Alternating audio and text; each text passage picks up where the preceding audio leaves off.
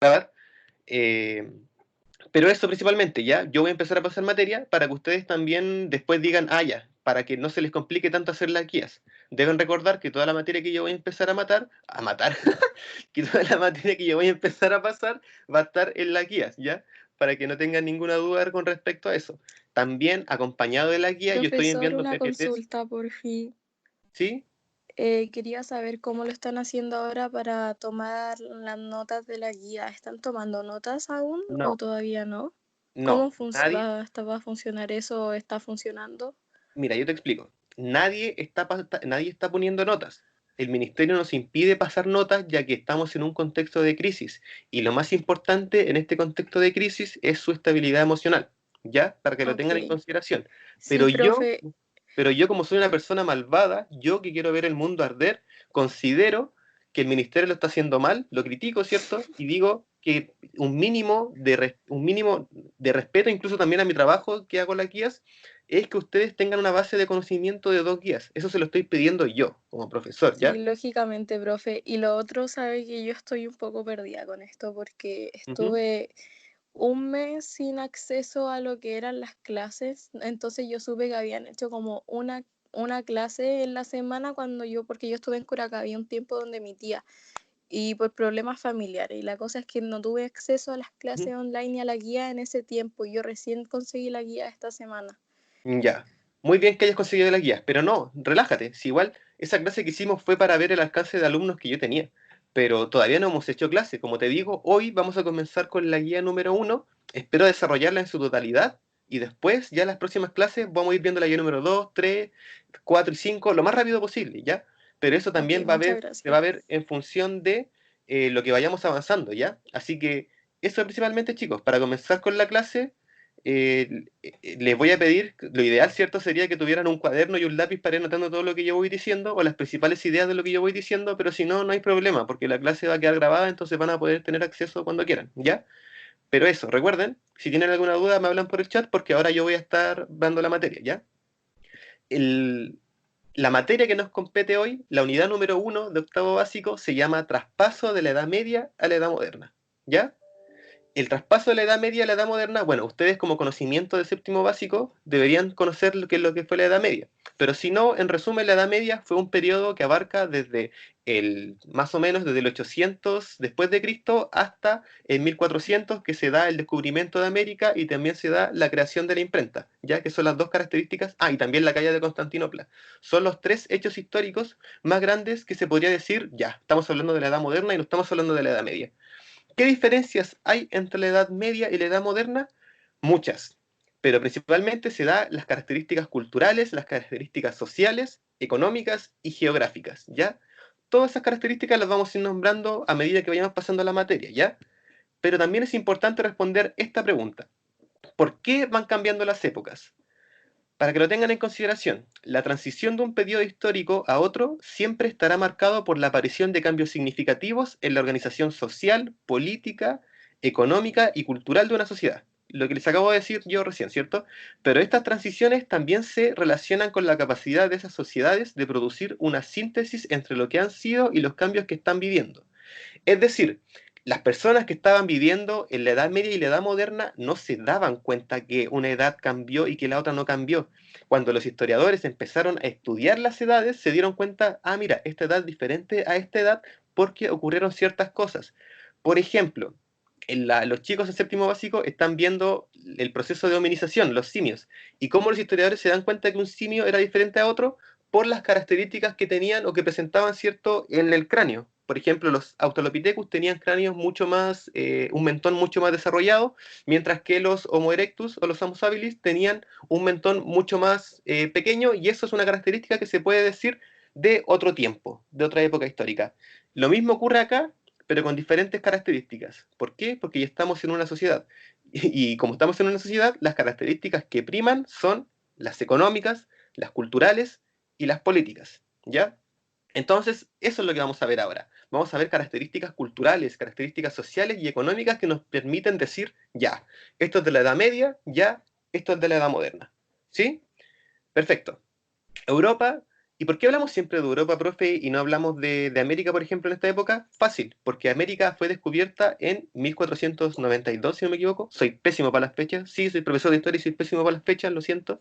Pero no podemos hablar de historia de América porque no teníamos historia como tal, por cierto, sino que teníamos una protohistoria, se podría decir, con civilizaciones que lamentablemente, y debido a la invasión española, ¿cierto?, no podemos datar con su totalidad de especificidad. Por lo tanto, por eso estamos hablando en este momento de la edad moderna de Europa y no la de América, que es la que nos debería competir. Sin embargo, también veremos que hay ciertas similitudes, ya que se ocurrió una simbiosis, una mezcla, ¿cierto?, entre ambas culturas, ¿ya? Seguimos. Europa en los siglos XV y Europa en los siglos XVI. Saben que el siglo XV, cuando ustedes me dan un siglo, siempre tienen que decir, ya, si es el siglo XV, es de 1400 al 1500. Si es el siglo XVI, es de 1500 al 1600, ¿ya? Si es 16, se le resta uno y queda en 1500, ¿ya? Para que lo vayan calculando. Fue una época bastante dura para vivir, se podría decir, porque es el traspaso de dos sistemas, del sistema feudal al sistema monárquico, ¿ya? ¿Y qué tipo de monarquías existían? Monarquías autoritarias, ¿ya? ¿Qué es una monarquía autoritaria? Tenemos un rey, ¿cierto?, el cual rige y redistribuye todos los recursos económicos que pudieran obtener. ¿Y cómo se logró esto? Principalmente gracias a él. Pero ojo, a pesar de que la monarquía sí era mala, tenía sus problemas, era mucho mejor que el sistema medieval. ¿Y por qué era mucho mejor que el sistema medieval? Porque el sistema medieval era un sistema que te controlaba hasta el punto de que tú morías siendo un vasallo y ibas a morir siendo un vasallo. Con la monarquía eso se cambia. Uno podía ir escalando en las jerarquías. Básicamente era, no sé, pues, por ejemplo, si tú nacías ahí en el campo, te morías ahí en el campo. Y, por ejemplo, no tenías acceso a de que, por ejemplo, no, es que yo ya no quiero vivir en el campo, quiero ahorrar, quiero juntar dinero y quiero ser un comerciante, por ejemplo. Y después de ese comerciante ya no quiero ser un comerciante, sino que quiero ser, por ejemplo, un alcalde. O después quiero ser un, qué sé yo, o quiero seguir extrapolando mis rutas comerciales como comerciante, ¿cierto? Quiero seguir creciendo, ya. Eso no se podía en la Edad Media. Te morías en el campo y estabas en el campo toda la vida, ¿cierto? Entonces, eso es un gran cambio que se da en la sociedad.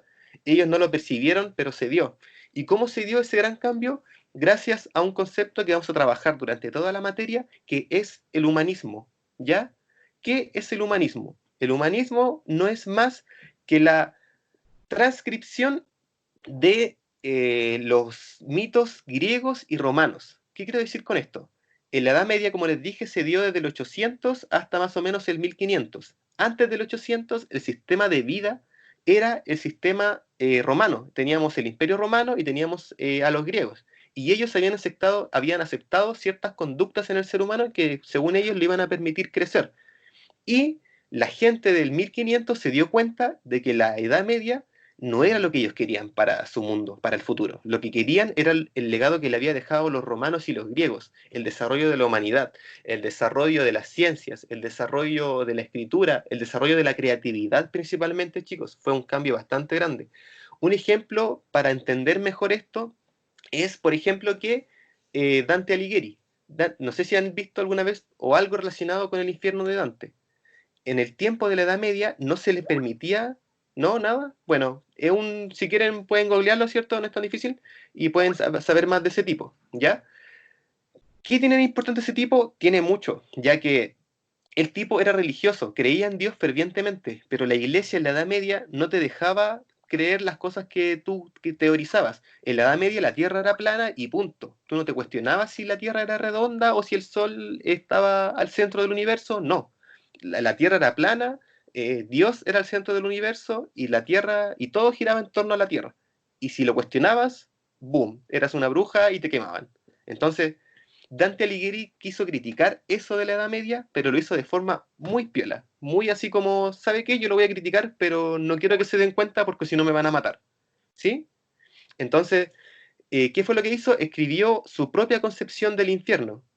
Y eso está súper bien, porque el tipo dice, ya, estoy con la iglesia, ¿cierto? Soy religioso y quiero que la gente sepa el castigo que va a tener, pero este infierno que estoy inventando lo inventé yo. No es algo que yo leí en una iglesia. Sí, era un poeta. De hecho, el infierno de Dante Alighieri está escrito en prosas tipo poesía. Y son como 7 infiernos, cada uno peor que el otro. Está el último piso, que es súper chiquitito. Hay imágenes bastante... Es todo un mundo. Si ustedes creen que, no sé, hay una película muy buena, no es nada comparado con el mundo que escribió ese tipo. Probablemente las películas y todo lo que conocemos como material audiovisual que estamos en la actualidad debe tener algún tipo de inspiración de estos grandes escritores. Imagínense que los tipos no tenían televisión, no tenían nada, entonces para divertirse que solamente tenían escribir y escribir todo el día. Entonces, este tipo fue bastante importante por lo mismo. Otro ejemplo bastante grande del humanismo es Leonardo da Vinci. ¿Por qué? Porque el tipo era seco, era seco dibujando, haciendo esculturas, era seco en muchas materias en verdad, no solamente en el dibujo. Pero la iglesia, ¿qué le hubiera pedido a Leonardo da Vinci? Como le pidió a, por ejemplo, ¿cómo se llama este tipo? Miguel Ángel. A Miguel Ángel le pidieron que dibujara la Capilla Sixtina, ¿cierto? Que le quedara bonito, que le quedara todo bien bacán, pero relacionado con Dios. Y Leonardo da Vinci no quería solamente estar relacionado con Dios, no quería hacer que sus pinturas tuvieran rasgos divinos, así como de representación de un Dios, sino que él quería retratar cosas mucho más humanas, quería priorizar el humano por sobre el hombre. Y esa es una característica que se da en el traspaso de la Edad Media a la Edad Moderna. ¿Ok? Y por eso dibujó a la Mona Lisa sin, por ejemplo, resaltar algún rasgo de divinidad. Porque si ustedes miran la Mona Lisa, los colores, la paleta de colores que tiene la Mona Lisa son colores café y es súper simple, como que la tipa está ahí sentada de pana, ¿cierto? Sin tener ningún problema. Pero no le dibujó una aureola, no le dibujó brillitos, ¿cierto? Nada de eso. No le dibujó nada de eso, simplemente la tipa está ahí y a todos les encanta la Mona Lisa. ¿Por qué? Porque es una pintura muy fidedigna a la representación del ser humano. Por eso también está no me acuerdo cómo se llama, pero ese tipo, ese humano que dibujó también Leonardo da Vinci, que está como así, que tiene las manos acá y acá, y como que hay un círculo y hay un cuadrado, la geometría, la simetría que hay en la pintura de Leonardo da Vinci es algo digno de admirar, ¿ya? Y esos son los valores que querían rescatar la gente que estaba en la Edad Moderna y querían eliminar de la Edad Media. Dejar los rasgos divinos, dejar el miedo de irse al infierno y empezar a vivir y criticar todas las cosas que estaban viendo. ¿Sí? Y eso surgió como movimiento intelectual. Y ese movimiento intelectual se le va a llamar humanismo. Pero no podemos decir que esto se dio así de un momento a otro, sino que fue un traspaso lento, que fue digiriéndose, ¿cierto? Que fue transformando a la sociedad y que la fue moldeando. ¿Ya?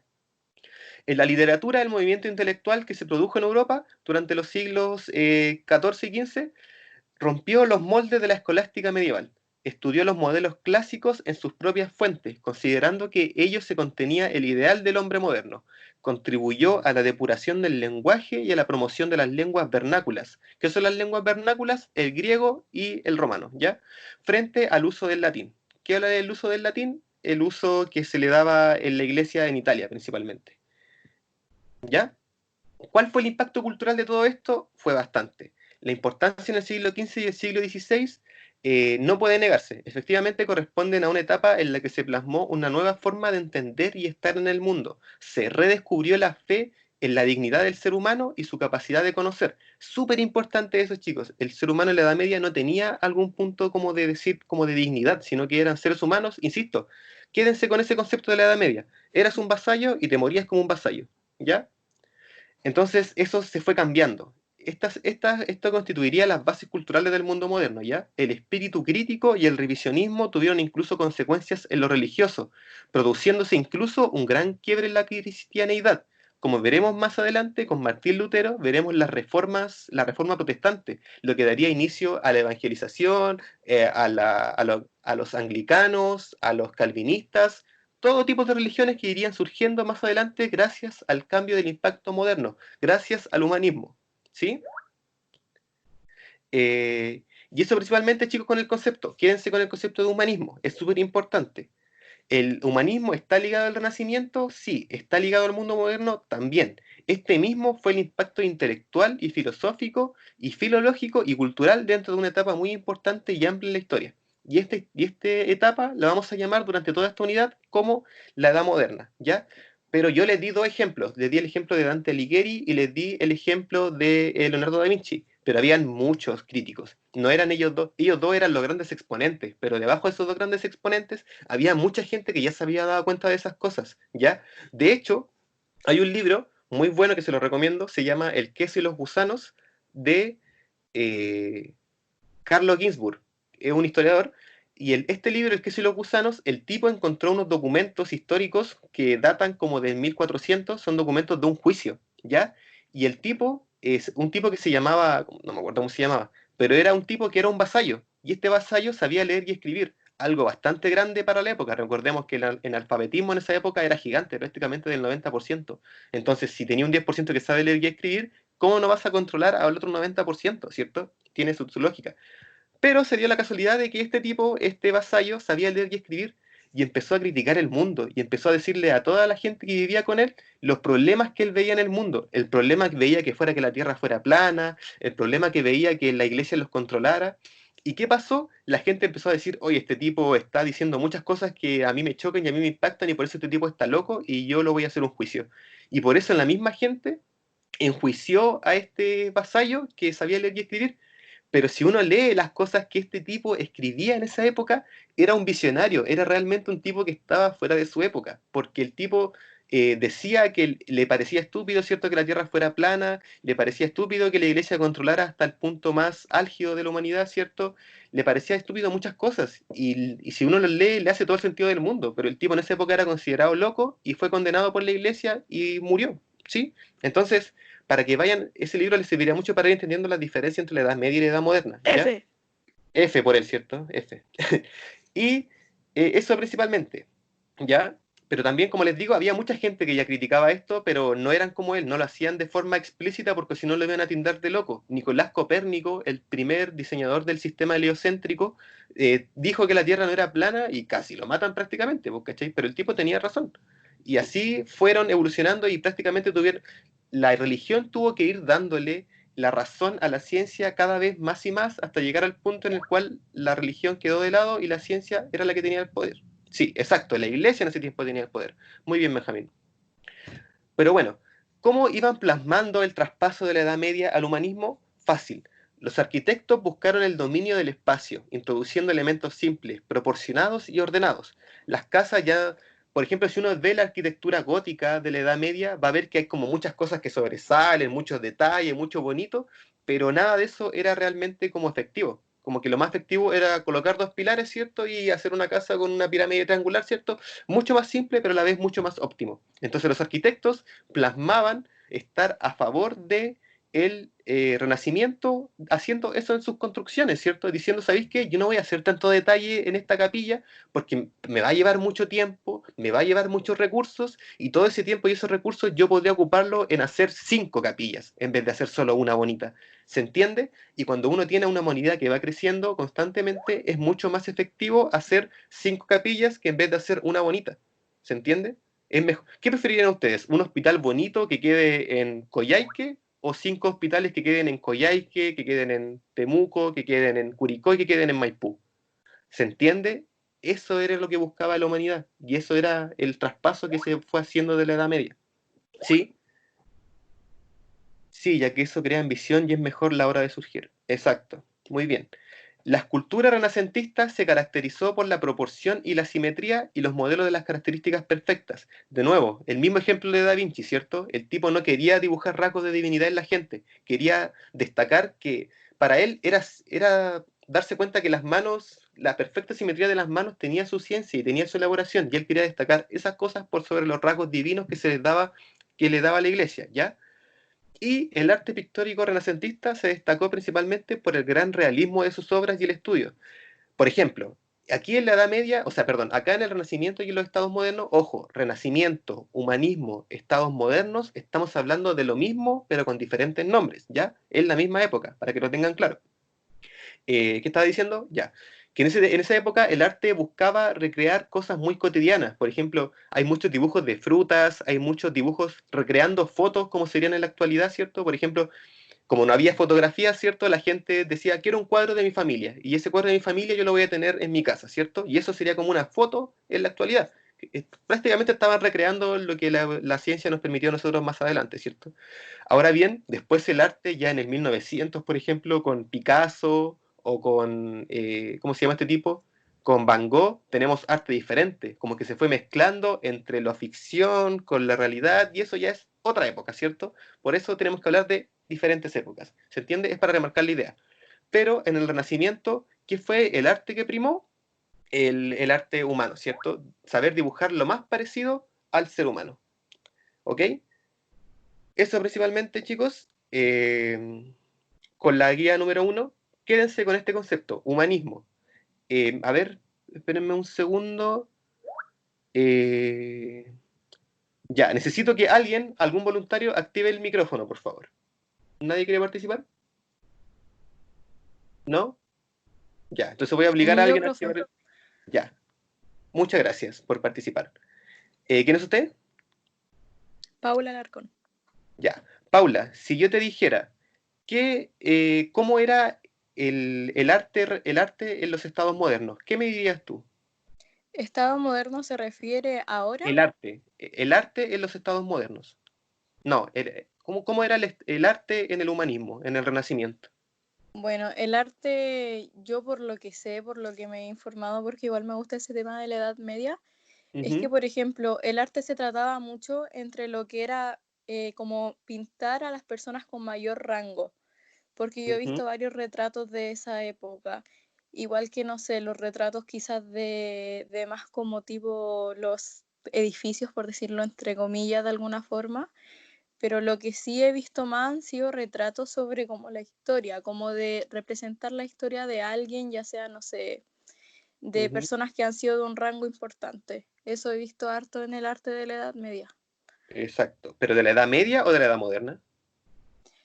Ahora en la Edad Moderna ya las pinturas se basaron más en lo que era el arte conceptual, ya ver como el arte de cada pintor, lo que Ya, ellos expresaban como arte y lo que querían decir con sus pinturas.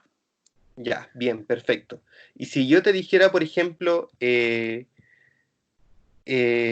no sé, ¿qué diferencias encuentras tú entre la arquitectura de la Edad Media con la arquitectura de la de la Edad Moderna, perdón? ¿Qué diferencias verías tú? Bueno, yo veo que hoy en día todo se trata de ser un poco más básico, tipo los edificios más ¿Mm? esculturales son los que van a tener una como una mayor ocupación, ya no se ve tanto como en la Edad Media que era crear algo maravilloso, pero solamente crear eso, no pensaban, como le decían, ese tipo de ambición para Ujú, ir surgiendo y quizás con todo eso podrían hacer más. exacto. Entonces así se ve hoy en día, porque cada vez se construyen más edificios, etcétera. Entonces, cada Mm, vez la ambición del ser humano es mejor, porque vamos surgiendo más y vamos haciendo más cosas con lo que antes hacíamos solo algo. exacto, muy bien. En ese caso, ¿tú crees que es un gran cambio este traspaso de la Edad Media a la Edad Moderna? ¿Es Sí, necesario diferenciar esas dos épocas? sí encuentro que es un gran cambio, porque por ejemplo en el tema de los derechos humanos, yo Ujú, veía que había mucha injusticia, que lo que se decía, por ejemplo, no lo sé, si acusaban a alguien de ser un violador, por ponerlo como un ejemplo, esta ujú, persona se tachaba así ujú. y se ahorcaba o se le cortaba la cabeza y era como completamente normal pasar a llevar los derechos humanos de esta forma. Lógicamente esto ha ido evolucionando y ahora, por ejemplo, como le doy un ejemplo como lo que pasó en el estallido social, ya los derechos de los humanos ya no se pueden pasar a llevar de esta forma y la gente reclama. Ujú. Antiguamente esto no era así. Si tú eras acusado de algo, eso era y tenías que seguir las leyes tal como los decía el estado político de ese tiempo, ya que si no lo hacías simplemente te mataban o te metían preso y te torturaban, porque yo sé que en la Edad Media torturaban. Exactamente, en la Edad Media torturaban bastante y se daba esto de las características de la casa de brujas. O sea, si de partida la Edad Media era cruda para ser un vasallo, imagínate ser un vasallo y más encima ser mujer. Ahí sí que tenías un sinfín de diferencias y de características absolutamente diferentes que incluso han desencadenado propias investigaciones del género. Por eso hoy en día existe, por ejemplo, la historia del género y solamente la historia de la mujer, porque la historia de la mujer ha sido muy reprimida de alguna manera para solamente encasillar la historia del hombre. Y eso también se dio por culpa también de la iglesia, ¿cierto? Porque la iglesia tenía demasiado poder en la Edad Media. Y eso fue un gran cambio que se dio con la Edad Moderna. ¿Qué cambios podrías decirme tú que diferencias entre el poder de la iglesia en la Edad Media y en la Edad Moderna? Bueno, yo creo que más allá del poder es que yo encuentro que ya no está obligada la gente a creer en la iglesia. Yo creo que ese es un punto Ujú, muy bueno, ya que antiguamente todo era la iglesia. De hecho, hasta las mismas gentes que no gobernaba, sino que como que tenía gran poder en toda esa sociedad, se guiaba por la iglesia y se aconsejaban con la iglesia la mayoría de gente que tenía mayor rango. Ujú, Entonces, lo que pasa ahora, lo que es distinto es que la gente ya, cuando se fue creando el tema de la ciencia, cuando la gente empezó a ver, no sé, como las características del humano, las características de que la Tierra ya no era plana, se fueron dando cuenta de que había algo más, y ahí es cuando la gente empezó a tener la posibilidad de elegir qué creer, si en la religión o en la ciencia. Y yo eh, encuentro que ese es un tema muy bueno, porque si me pregunta, a mi parecer, la iglesia es simplemente un control mundial. Pero ujú, antiguamente exactamente eso querían, que todo, que la gente le tuviera mucho miedo a la iglesia por tema de que, no lo sé, si tú engañabas a tu mujer te ibas a ir al infierno, así que tenías que seguir una vida totalmente correcta. Y eso lo ujú. hacían para tener un control mundial.